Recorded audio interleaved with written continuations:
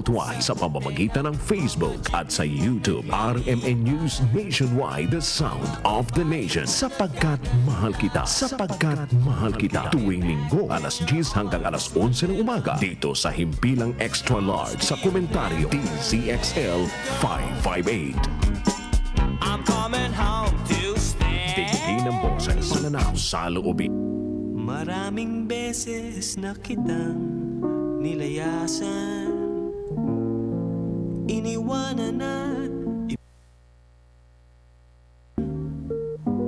parang babaeng ang hirap talagang malimutan.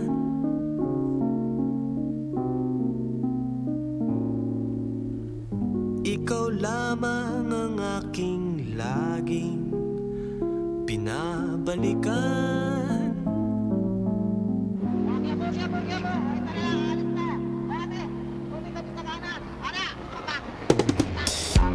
Manila. Good morning, Philippines. Good morning, Metro Manila. And of course, good morning, America. Good evening, America. Good evening, Don Lino there in New York. How are you doing? Happy Easter sa iyo, Ronnie, at sa iyong pamilya. At bumabate ang WRMN Radio dito sa New York, sa Luzon, sa Visayas, at sa Mindanao, sa Sapagkat Mahal Kita, Pilipinas, ng maligayang Pasko ng Pagkabuhay. Yon. Alright, salamat. And, Pero dyan, bukas pa no? You still have like 12 hours. that's right. Dito sa New York yun, Right. 12 hours ang New York, and 13 hours doon sa Central Time States. Right? Yeah. Sa Pacific Time, 3 hours ang delay nila roon at sa iba-ibang bahagi ng Amerika. At tayo napapakinggan sa iba't ibang bahagi ng daigdig. Kaya bumabati ko kami sa inyo. Hindi ko alam ang inyong mga time zones. Right. Sa lahat po sa inyo nakikinig, now I realize na tayo pala ay maraming mga outlet na nakakapakinig ang mga Pilipino sa Facebook, sa Twitter, everywhere. Right. At sa inyong mga regular na radyo dyan sa Pilipinas at dito sa Amerika, we are being heard sa iPhone, iPad, regular computers. So, And other social media platform. nagpapasalamat po kami sa inyong lahat. At again, I wish you happy Easter po. At nais ko lang nadhandahanin ito pag nagsimula na kami ni Ronnie ng pagpapalitan ng informasyon ay para kaming jet plane, you know what I mean? So, nais kong pahatiran lahat ng Celle family, Santiago family, Mercado family, Isogas family, Cruz family, Valenzuela family, Cuneta family, Muñoz family sa Metro Manila. At foremost, sa Tita Inday Canoy, maraming salamat and happy Easter, Tita Inday. At sa ating kasangga at Pangulo ng Radio Mindanao Network Philippines, ating kumpadre na si Don Eric Canoy, si Maring Desi, at sa lahat ng magkakapatid at pamilya ng mga Canoy, bumabati po kami sa inyo. Okay? Ng maligayang pagkabuhay. Yun. Now, nais ko rin patira ng pagbate si Carol Joy Benuya Parungaw at ang kanyang mga magulang sa Nueva Ecija na Reynaldo and Zenaida Benuya. Marami tayong mga nakikinig na kung saan-saan sila Monching Cecilio, Cabanatuan, at General Ebdani sa Zambales. I think that's Iba Zambales, Right. Gobernador Sharon, and all the mga kaibigan natin dyan, ng mga nasisiyahan dito sa ating mga palitan ng informasyon, whether they agree or they do not agree, nakakakuha sila ng mga importanteng mga bagay. Meron silang inire-request and binasa ko yung mga kanilang comments. Mhm. Ronnie and I will make sure na we will accomplish that. Okay? Pinakikiusap lang nila, wag daw nating laliman masyado ang pagbigkas o delivery ng mga Ingles. Ow. Okay? Sapagkat, Sorry. just to give you a quick profile ng mga listeners natin. Talagang dito, mga doctors, mga accountants, businessmen, mga Filipino, they have no problem sa Ingles.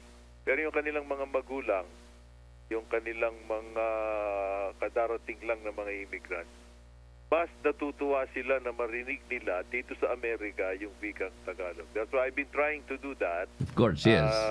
30 years ago.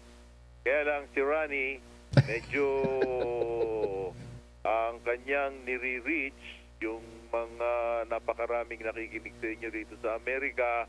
Pero from now on, that will be Taglish. So Oo nga. that's it. Oo.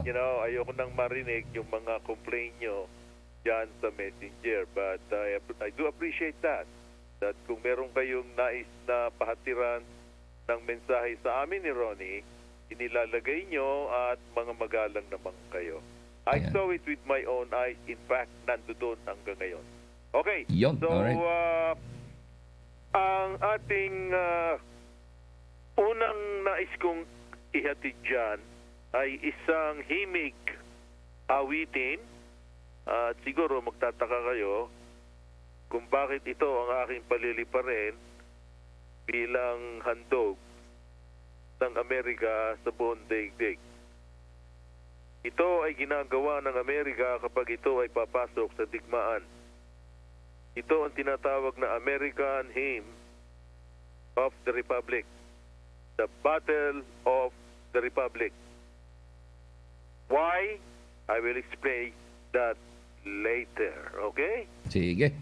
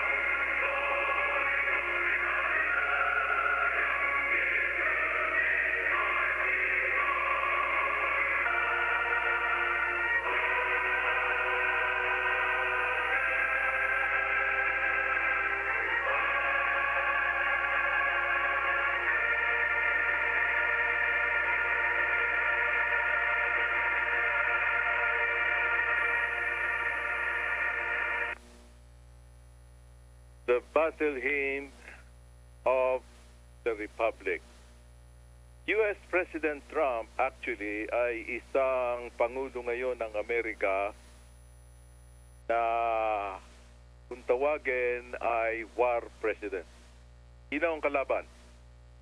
Ang kalaban ng hindi malamang coronavirus. Pero ito ay may nasa likuran. I said this last week na huwag nilang tutuksuhin ang Amerika. Okay? That's the reason why I played this music. The last time I said this, I played this music, ay nagkaroon ng tigmaan sa Kuwait. Pangalawa, nagkaroon ng tigmaan sa Afghanistan at sa Iraq. Okay? Now, kung sino man na nasa likuran, kapag alam ko ng meron kayong mga intel dyan sa Pilipinas. I know na inire-relay nyo ito, inararating nyo ito, mga Pilipino kayo, sa China.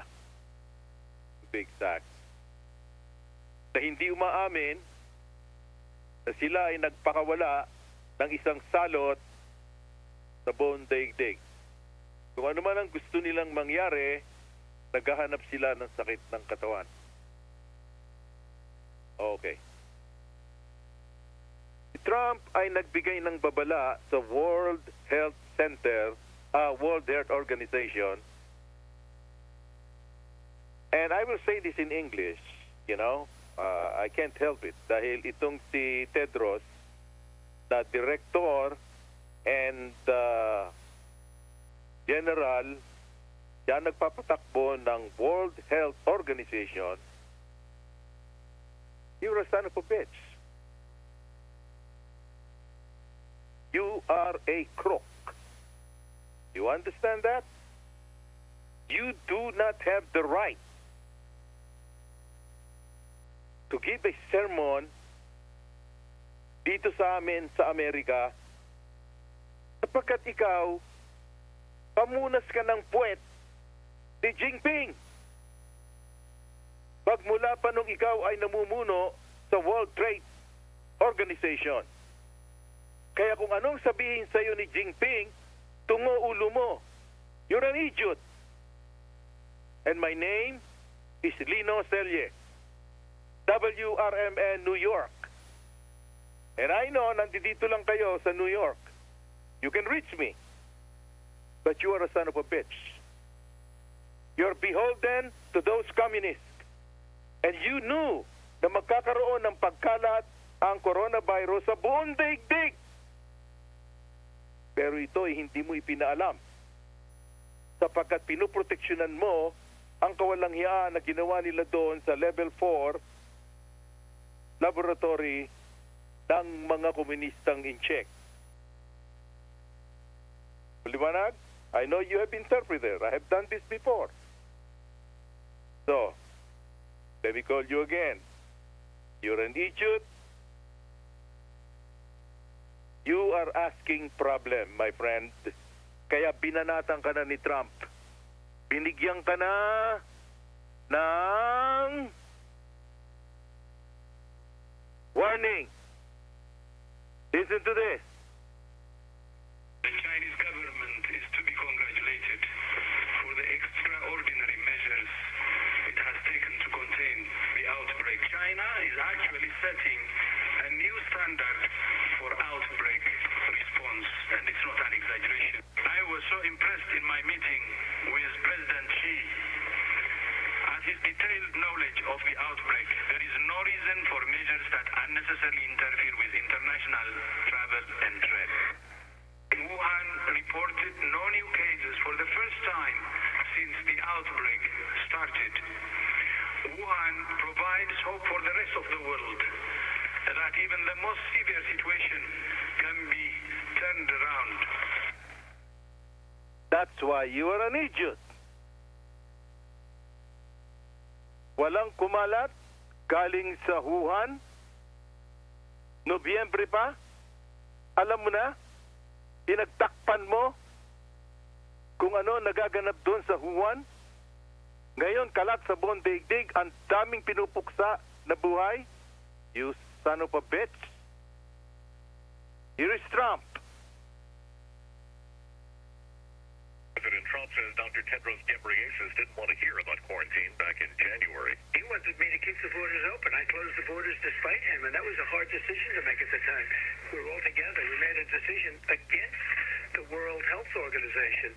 So when he says politicizing, he's politicizing. That shouldn't be. Some healthcare workers are relying on a rope.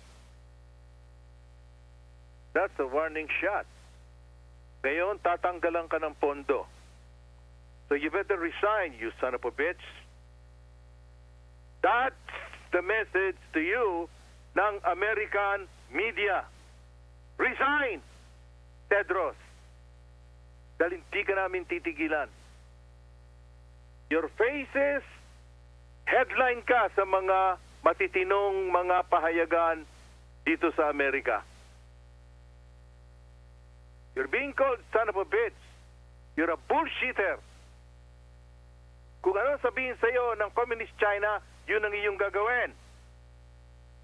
At dinidiktahan mo ang Amerika, you SOB. Sino ka? Isang galing ka doon sa Ethiopia? Ang dami mong pinatay na tao ron nung nagkaroon ng diarrhea na infectious disease doon? You're a criminal, you stupid ass. Get out of the World Health Organization. Wala kang karapatan na nando doon. At ganito, nagsalita na rin ang mataas na pinuno ng Armed Services ng Amerika sa Senado tungkol dyan sa mga nangyayari sa inyo dyan sa China. On the world, I could see the contrast between two things from Beijing. On the one hand, the lies of the Chinese Communist Party, telling the world that they had things under control, that this virus probably couldn't be transmitted between humans, that it would be nothing more than a bad flu. And on the other hand, the extreme drastic measures they had taken, like closing schools nationwide, or literally welding the doors shut on high-rise apartments in Wuhan, or Hong Kong shutting down air travel from the mainland. The contrast between Beijing's words on one hand and their actions on the other hand told me from the very beginning that this virus was much more dangerous, much more contagious than Beijing was letting on, and it was time to start ringing the alarm here in the United States and around the world. There's no doubt that China is still lying. Just as we saw in January, their words and their actions don't match. That's still the case today. China claims that they have this virus totally under control. Just last weekend, they shut down all movie theaters once again, just a week after having opened them up. A country that has a pandemic under control doesn't shut down all of its movie theaters nationwide. Or just look at Wuhan, where a single mortuary ordered more urns than the Chinese Communist Party admit have died nationwide. The words simply do not match up to the facts that we can see. And that's one reason why Dr. Birx said last week that the data coming out of China caused much of the world to underreact and be less prepared than we might have been, because the data they presented simply does not comport with the reality that we now see in places like Italy and Spain and unfortunately in New York City, because that's where the rubber meets the road. You know, there are a lot of unknowns about this virus in terms of when it becomes infectious, how long it remains infectious while asymptomatic, what the mortality rate ultimately will be. But here's the bottom line. They don't have to deploy the mercy and the comfort. They don't have to build hospitals in Central Park or the Javits Center for the seasonal flu. That tells us all we need to know about just how lethal this pandemic is, and that China is responsible for unleashing it on the world. So China, hindi na kayo makakapagkaila ngayon. At nabuko kayo, alright, yung mga espiya dyan sa inyo, miyembro ng CPP, yung mga komunista, nakakalat-kalat dyan sa Pilipinas. Iparating nyo ron sa Beijing. Sabihin nyo pangalan ko, Lino Celle. Bakit sila bumili? ng 3 billion na mga mask. Kaya walang mabili ngayon ang buong daigdig, pati mga ospital. Why? Samantalang billion-billion na ang mga pinuproduce nyo riyan. Kinontrol nyo ang mga gamit ng mga ospital. What the hell is wrong with you, China? Do you really think the entire planet is scared of you? Now, nakatutok na ngayon sa inyo ang Amerika. No more game. Anyway, pati itong pinakamayaman na ilalang dito sa balat ng lupa na si Bill Gates ay nagpa-interview exclusively. I'll give that credit to Fox at nakakuha ko ng clipping. Tungkol dito sa nangyaring ito, ang impact nito, it's not only the medical impact sa mga tao, na mga nangamamatay, ang mga natatamaan ng virus na yan, it's the economic impact. Ang daming nawawala ng trabaho. Parang, ano ang nasa isip ng mga unggoy na yan? Pakinggan natin si Bill Gates. I could see the contrast between two.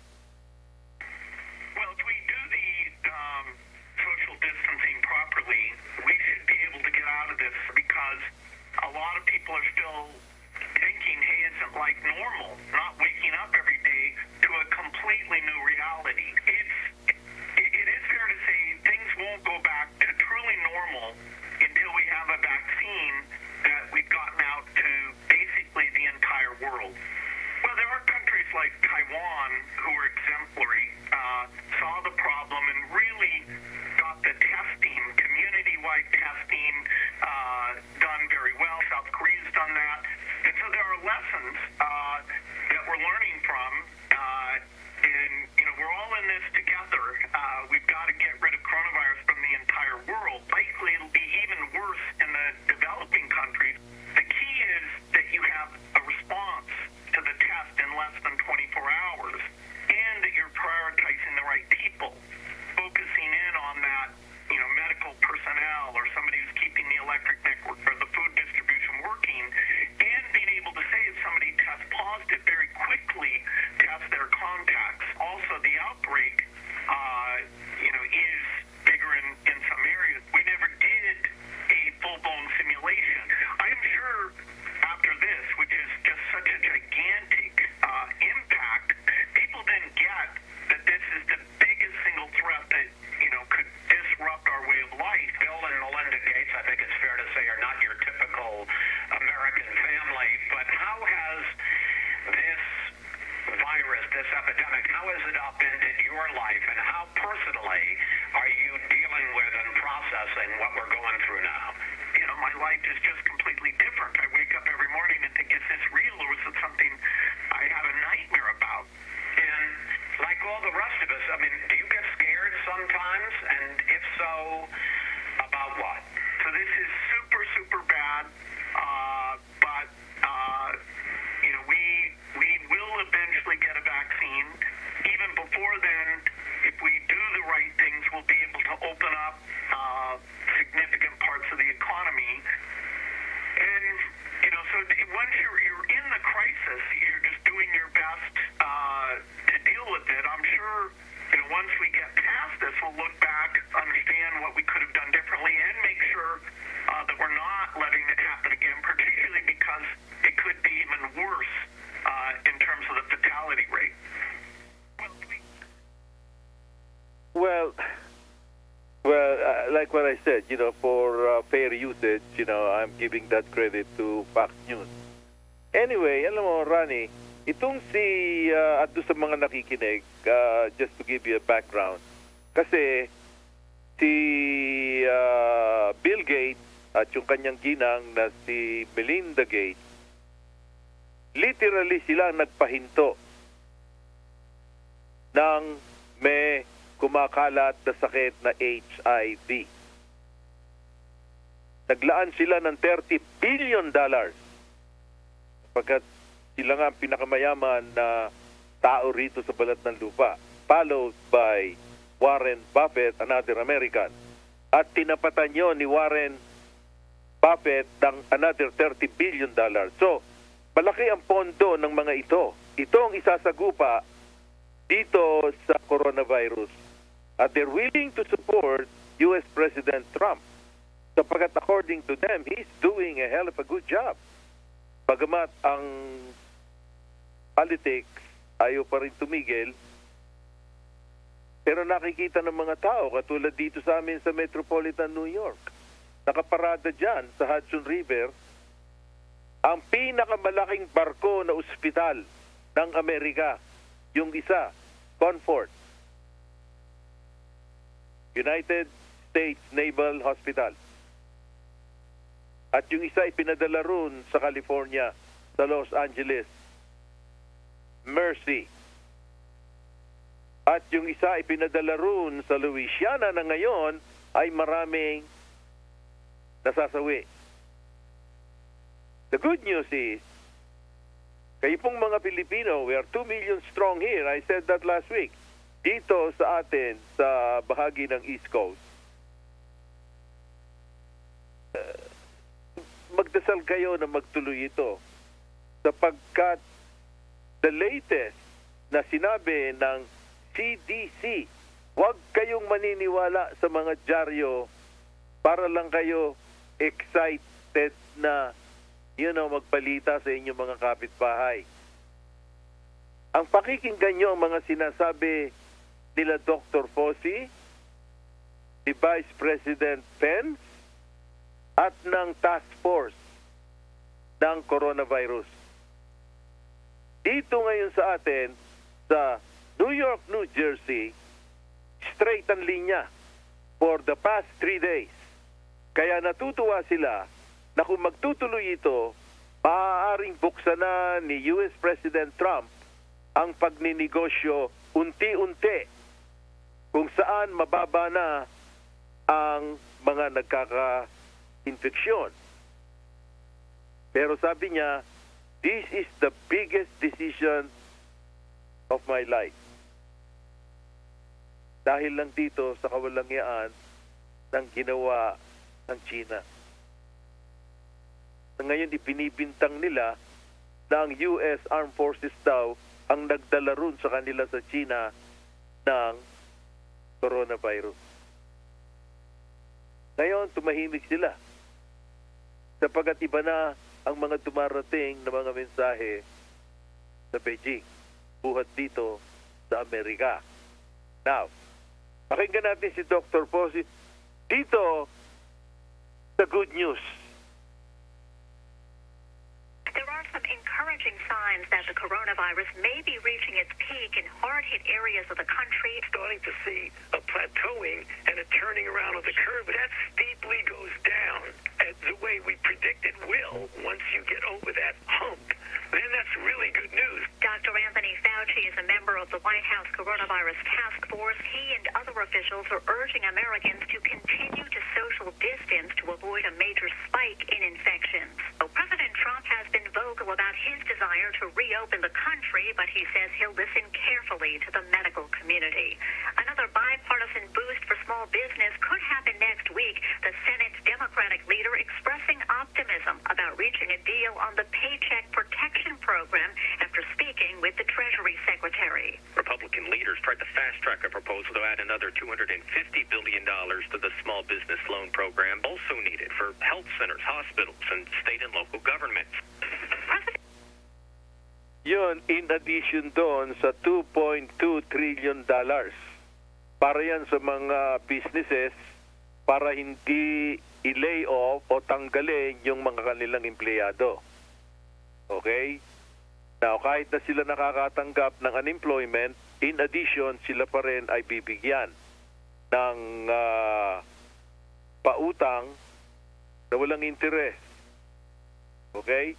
Kaya yung mga may-ari sa inyo ng small businesses ng mga Pilipino, don't worry about it. Lalabas ang cheque next week. In fact, meron na raw mga nakatanggap. At dun sa mga Pilipino na nag-aabang, kung kailan yung matatanggap yung 1,000, 1,002, $3,000, kung tatlo anak nyo, ganyan.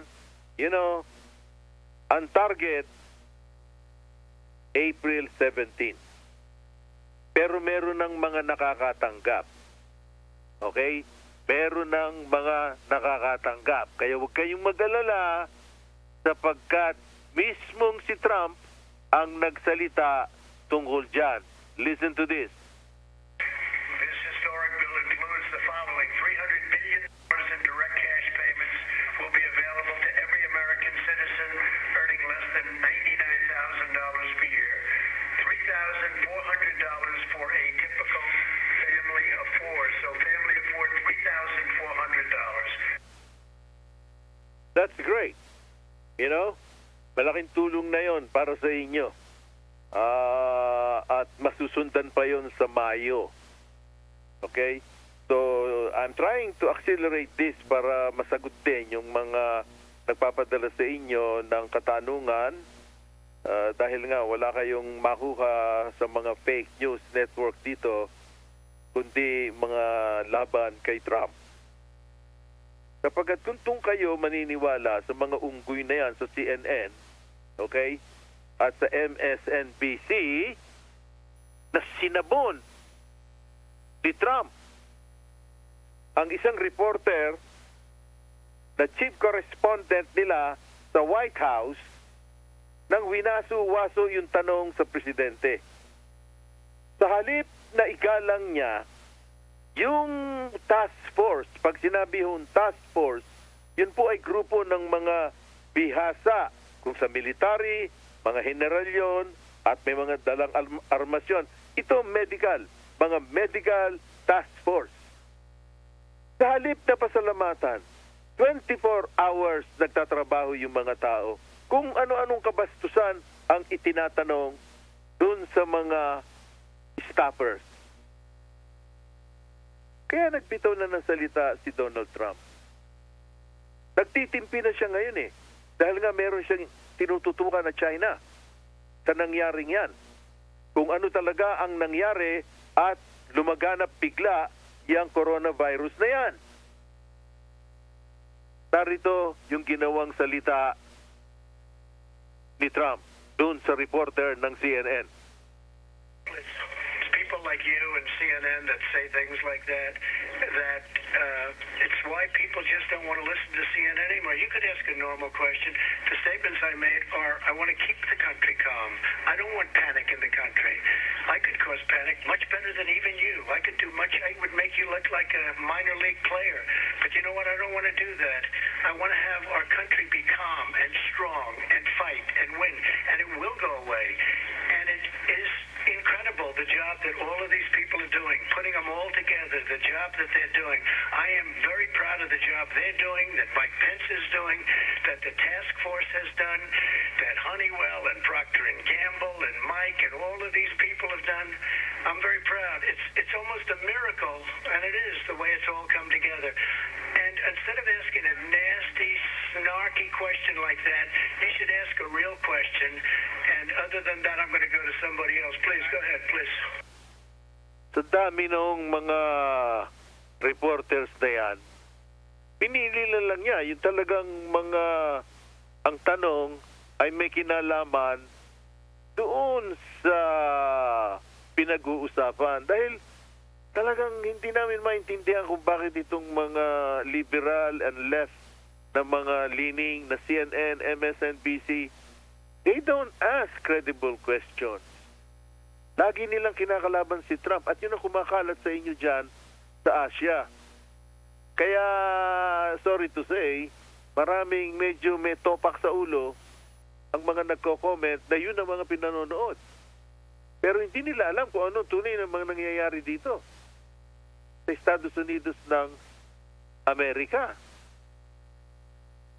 May hindi nila alam na si Trump nagbitaw ng budget at palalabasin na rin para matulungan ang mga airlines.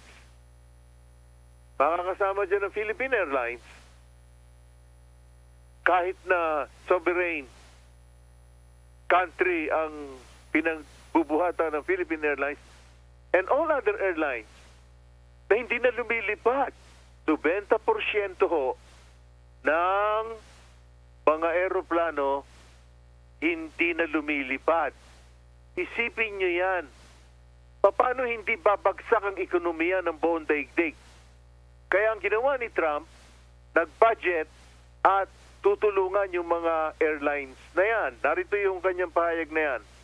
Be helping the airline industry. We will be helping the cruise ship industry. We probably will be helping the hotel industry. We'll probably be where jobs are created. You don't want to lose industries like this. These are incredible industries. You can't lose them. So we'll be focused on many industries. And I have to say, I can't say it strongly enough. We will be helping small businesses. That's where it's complicated because a lot of small, that's the engine of the country. We will be helping small businesses. Wala akong makita eh, Ronnie. Wala akong makita dyan sa inyo sa Asia na kung ano ang tunay na ginagawa rito ng presidente ng Amerika. Hindi na natutulog itong mga tao na to eh. I don't know what kind of people are these people. They want power? At gina-justify pa nila na yung sinabi nung SOB na si Tedros ng WHO, uy, wag ka munang magbubukas ng mga negosyo sa Amerika. Who the hell are you to dictate to America, you bitch? Go back to Ethiopia where you belong, you bitch. Hindi ka marunong umingles. Mga kasama mo, crooks, corrupt. My God, hindi ka namin titigilan dito sa Amerika. Kahit anong gawin mo, magmarcha ka sa lahat ng, Korte Suprema rito sa Supreme. Huwag yung mga maliliit na.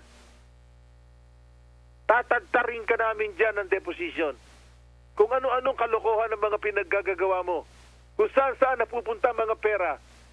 Billions and billions of dollars na ibinibigay ng US taxpayers sa inyo sa United Nations at saka dyan sa WHO. Saan nyo dinadala yung mga salaping yan? You have no accountability. Ituloy natin ang kawalangyaan nitong sinasabi nitong WHO na ito na si Tedros. Hindi ko masabi yung last name eh. Pero ang first name, Tedros daw eh. Using untested medicines without the right evidence could raise false hope and even do more harm than good. Malaking kalokohan. Sapagkat yung hydroxy, chloro, ang dami nang gumagaling. Meron akong kamag-anak sa Florida gumaling. Dahil uminom nun. Kaya, ang sabi ni Trump, what have you got to lose? Kung mamamatay ka na, uminom ka na ng hydro.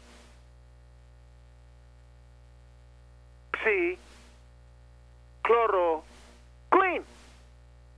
Pero ano sinusunod dyan sa inyo ng DOH? Yung sinasabi ng WHO, talagang papatayin kayong lahat. Sapagkat yung gamot na yon, dati yon, ginagamit sa malaria, ginagamit sa lupus, ginagamit sa arthritis. 50 years na yon, walang masyadong side effect. At nakagagaling ng viruses. Isa sa kanyang napatunayan, itong coronavirus. Bakit inaawat nitong walangyang WHO? Kaya yung mga nandoon na mga nanganganib ang buhay, mamamatay lahat yun. Pero hindi. Ang sinabi ni Trump, now the doctors can prescribe. Okay, susunod dyan sa WHO na yan. Walang silbi yan. Yung sabi ni Trump. Iba ang agenda niyang mga yan.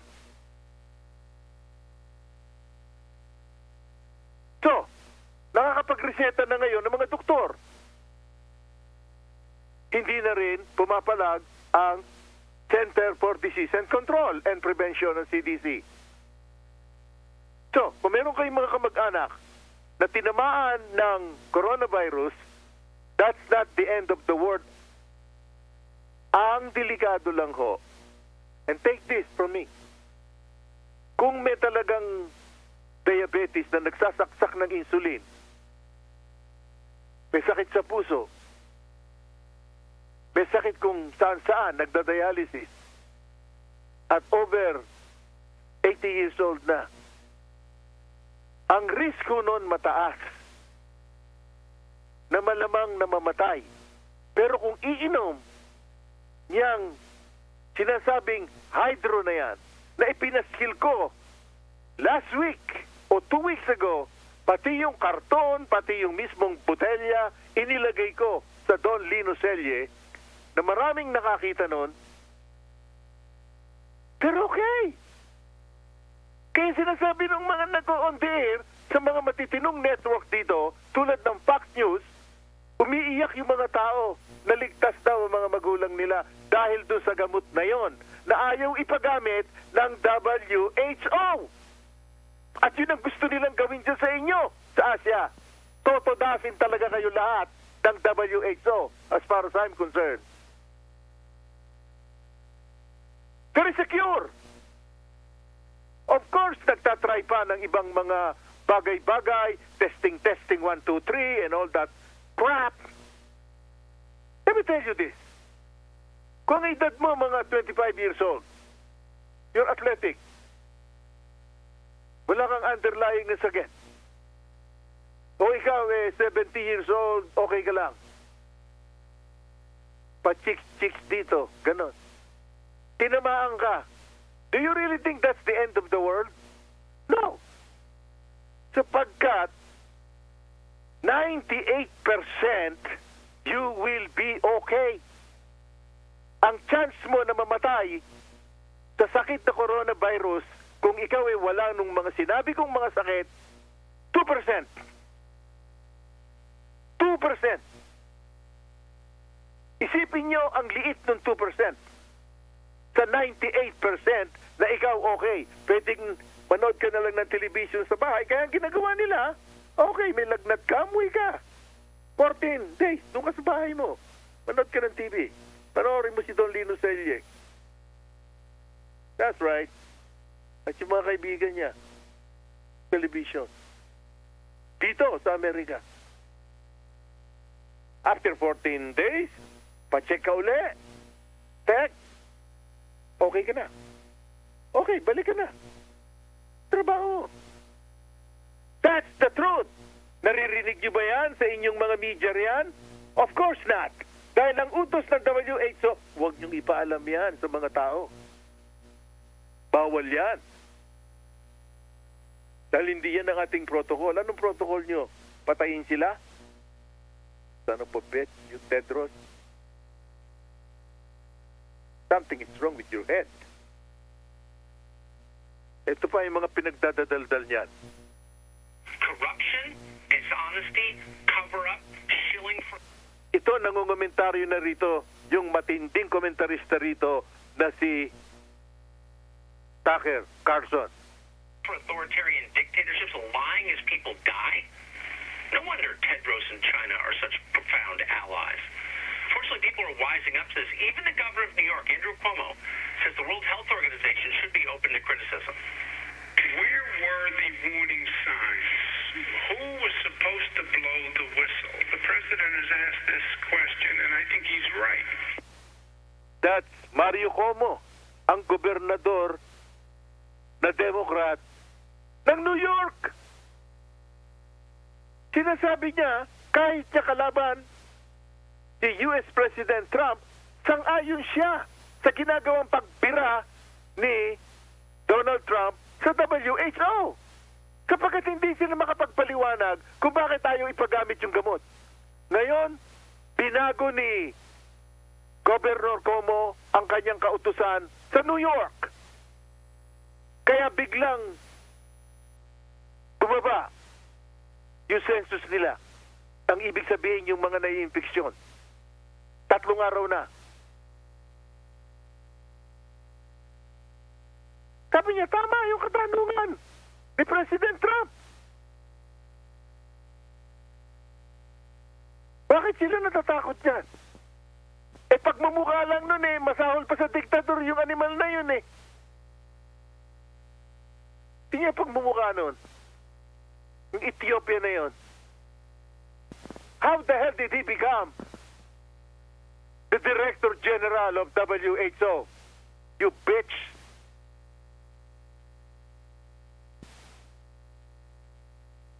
Di kita sasantuhin kahit na Happy Easter ngayon.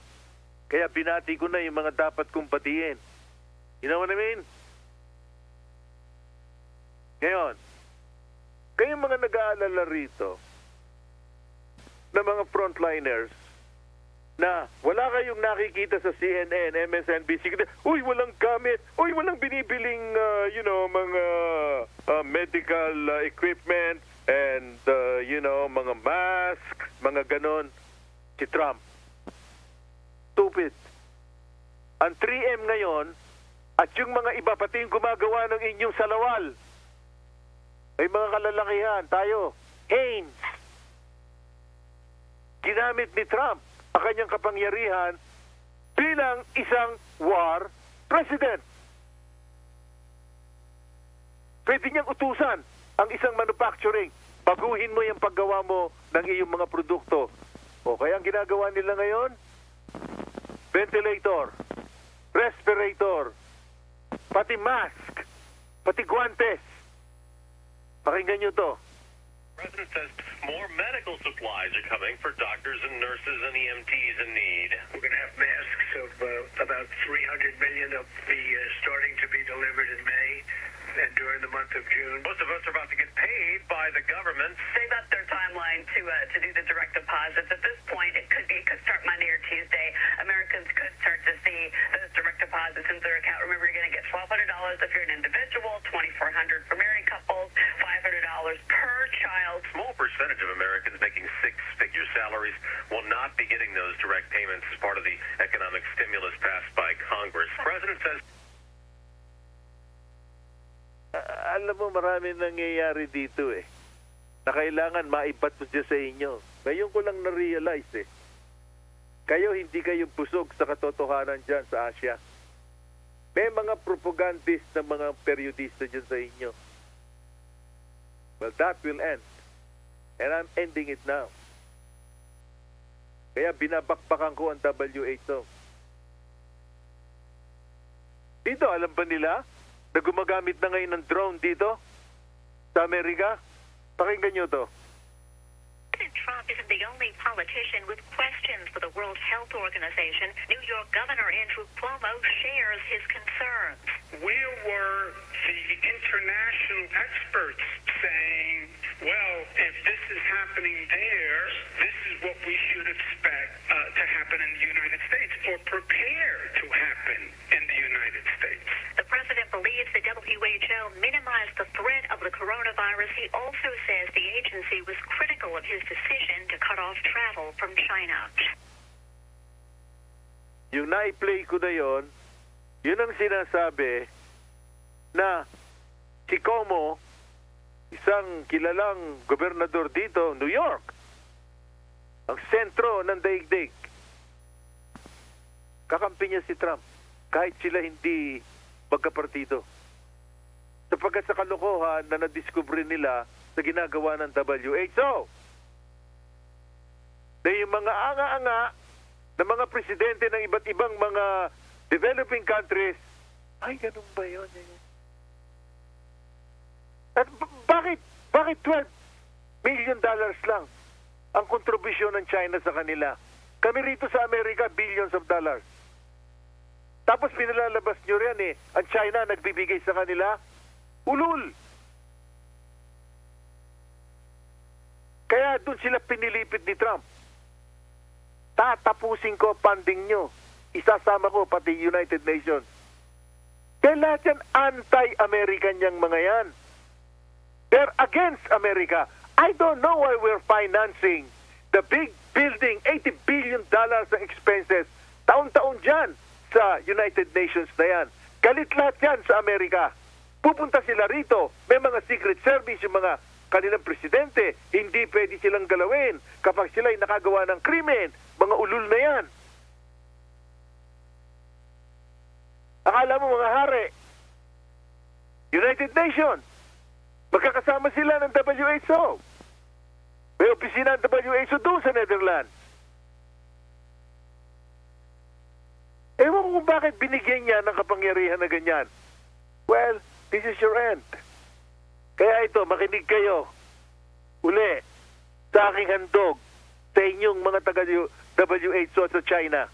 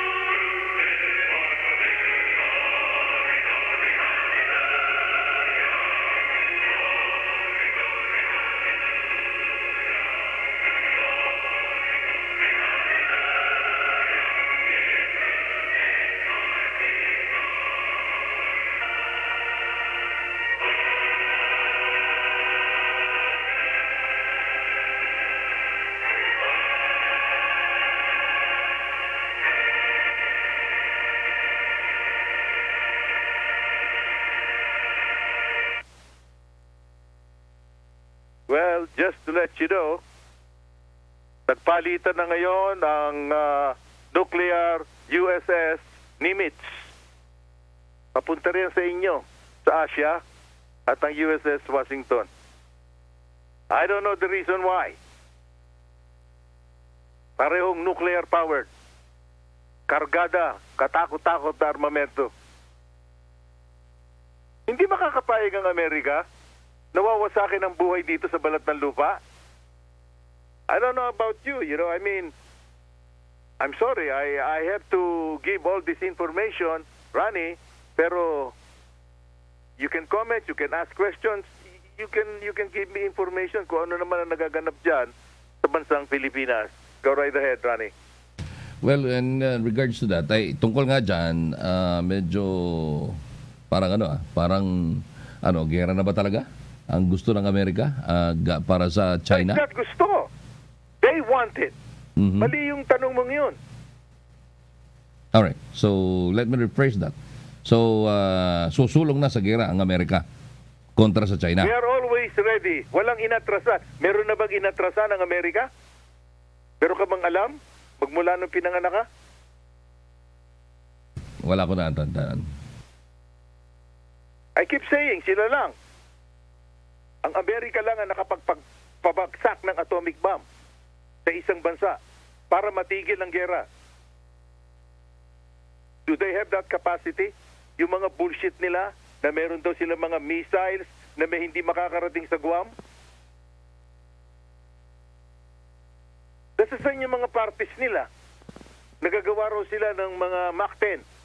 Nandoon sa aeroplano na nahulog sa gitna ng Indian Ocean. MH777 na hindi na makita kung nasa saan pati mga tao. I don't know if you're aware of that. Alam mo ba yan, yung aeroplanong bumagsak? Where was that? 3 years ago. Okay. Malaysian Air. Line. Yes. The Malaysian Hindi na Air. nakita yon. Sinuyod na yon. Hindi makita kung nasa saan. Nando doon yung mga spare parts na binili ng China para sila magkaroon ng mga mabibilis na mga jet fighter. Bakit bumagsak yon? Minalas. Yun na lang ang masasabi ko. Minalas ba talaga? You want to mess around with America? Be our guest. I can say this because I was part of it. Ng kanilang kandatahan. When I was a little young. Maybe even now. Kaya mainit ang dugo ko riyan. Sa WHO na yan. Kasalanan sa Diyos yung ginagawa nila. Kung ang China hindi naniniwala sa buhay ng tao, sapagkat sa China sinasagasaan nila ang mga bata ron ng baliwala. Bata, baby. Right. Kumakain sila ng kuno-ano. Not us. In America, we respect life. Hindi ganon ang Amerika. Ang Amerika ang laging nagliligtas dun sa mga naaapi. Ngayon, yung mga nare-retrench, dahil kasama sila ron sa nagiging collateral damage dahil nakikipaglaro sila ng parang balingbing. Sabi nga ni Trump, katulad ni Bush, either you are with America or you are against America. Take your choice. May tanong ko lang sa iyo, dyan sa inyo, sa Pilipinas. Ano ang takbo ngayon ng, mga nai-infeksyon ng coronavirus? Well, kanina lang, kausap natin si DOH Undersecretary Maria Rosario Vergere and nakatuto kami lahat ngayon doon sa isinasagawa nilang pagtitest ng mga infected. Kasi gusto naming malaman ano na ba after na ma-extend itong quarantine from April 14 it was extended up to the end of the month. Simula 14 ito'y pinalawig hanggang sa katapusan ng buwan, April 30. Ako personally ang tinatanong nga natin is kung sinasabi ng Department of Health na sa lahat ng kanilang isinasagawa mga testing, kasi nationwide na marami na yung mga testing centers, kaya tumaas bigla yung mga kaso ng COVID-19 kasi nga marami nang nadidetect. Ito ba ay matatapos? Yes, it will, and of course, kaya lang sabi nga niya lahat naman ng tinetest nila 83% o between around 80 to 85% naman nagne-negative. Kaya lang, bakit hindi lumalabas? I mean, kami, ang hinahanap ko is bakit hindi namin nakikita? Kasi at least, makita namin yung figure, may pag-asa. Kung baga let's say for example, sa 19,000 na check nila, around 15,000 yung makikita mo, negative to. Di ba? Ilan ang population ng Pilipinas ngayon? It's around 105 million, kung di ako nagkakamali. How do you test that? Sa ngayon, what they're testing actually is yung mga reported cases. Okay, so yung mga reported cases. Pero sinasabi nila, para daw mahinto ang mga pagpapatuloy ng lockdown, kailangan malinis. Yun ang sinasabi ng WHO. It's impossible. Kahit dito sa Amerika, hindi magagawa yun. Correct. Hindi magagawa. That's impossible. Pero if the incubation period of coronavirus is like 14 days, kung 14 na araw ang incubation period ng coronavirus, what I can say, dito nga sa Pilipinas, sabi namin, dahil na-extend ng from today is another 18 days. Starting today, right? Right. So, ngayong araw na ito, 18 dias. 18 araw. Kung makatitiis lamang sana tayo na sa susunod na 18 araw, hindi tayo lalabas, we will not make any contact to anybody, iiwasan natin na humawak ng kung ano-ano, and then within the day, within that period, mag-disinfect tayo, sanitize natin ang lahat ng ating nasa paligid mula sa tarangkahan hanggang sa loob ng bahay. Hindi naman kasi tayo mamamatay. Imagine, 40 days naman, pwede naman tayo mabuhay ng walang pagkain. Tubig lang, hindi ba? Well, I mean, so as I was saying, to it, pero ang tanong ko rito, dalawa yan Ronnie. The medical impact and the economic impact. Dahil kung hindi na lumalabas sa mga tao, ano ang sistema nung mga nagninegosyo? Ano kinikita ng mga yon? Alam nyo, sa totoo lang, may punto kayo dyan sa usapin ng ekonomiya. Pero sa atin, na mga nagmamahal sa buhay at may respeto sa buhay, kami nakatingin naman doon sa punto. Ako, nakatingin naman ako doon sa part na I can earn it again. After 14 days, I can start. Oh, totoo yun. Mahirap. Yeah, pero Mahirap. hindi gano'n ang lahat ng kalalagayan ng mga Pilipino sa Pilipinas. Yun na nga. So, dahil ikaw, meron ka naiipon kahit papano, pero yung mga kawawa na mga mahihirap dyan, I don't even know how they exist, Tapos, hindi mo palalabasin. Hindi mo bibigyan ng pagkataon na magbenta-benta ng lobo dyan. This is just my opinion, okay? Right. Because this is also my opinion here in the United States. Yung mga dating nagtutulak ng mga kariton dyan, na mga Italiano, mga Irish, na kaysa sarap ng mga hotdog, wala, palis. Nasasasa sila ngayon. Mabuti na lang ang Amerika, napakaraming kwalta. Kaya nagbitaw ng $2.2 trillion. Sige, bigyan lahat sila ng salapi at nag-add pa ng $250 billion. Billion-bilyones Pero sa mga mahihirap na bansa, narinig nyo ang sabi ni Bill Gates kanina, kawawa ang mga developing countries. Ang developing countries na katulad nyo. Ang mga mayayamang bansa, there is no problem. Well, by the way, baka hindi nakakarating sa inyo, maigi na at pagaling na ng husto si Boris Johnson na Prime Minister ng United Kingdom dahil nadala sa intensive care unit dahil tinamaan ng coronavirus. Pero again, I will repeat what I said. And you can take this to the bank. Pag tinamaan kayo, huwag kayo mataranta. Punta kayo kung gusto nyo sa emergency, kung saan. Tinignan, meron kang corona. Itong corona mo, umuwi ka sa inyo. Unless meron kang diabetes, unless ikaw, meron kang sakit, dinadialysis ka, hindi ka na pa uuwiin. Gagamutin ka nila. At doon nagkakakulang-kulang kung saan ilalagay. Pero yung mga sinasabi ni Ronnie na mako-quarantine, 14 na araw. 98%. Alam niyo ba kung gaano kalaki ang 98%? 98%. Parang 100% na yon na walang mangyayari sa inyo. Kaya lang, ang media, I hate to say this because I'm part of media. Ang pagkakaiba ko lang, hindi ako journalista. I just communicate the facts. And I have facts.